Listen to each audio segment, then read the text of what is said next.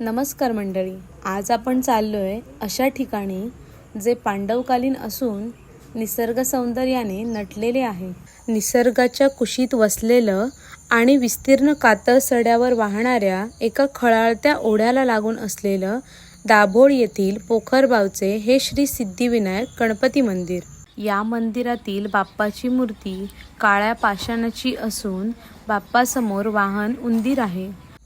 मुख्य मंदिराच्या उजव्या बाजूने खाली उतरण्यासाठी पायऱ्या आहेत. पायऱ्या उतरून खाली गेल्यावर महादेवाचे छोटे मंदिर आहे. येथील शिवलिंग हजारो वर्षांपासून पाण्याखाली होते अशी आख्यायिका आहे. मंदिराचे पुजारी श्री राऊत यांना दृष्टांत झाला. त्यानंतर ग्रामस्थांच्या मदतीने खोदकाम करून शिवलिंग बाहेर काढण्यात आले आणि त्याची स्थापना पाण्याच्या प्रवाहाजवळ करण्यात आली. हेच ते ओंकारेश्वर मंदिर.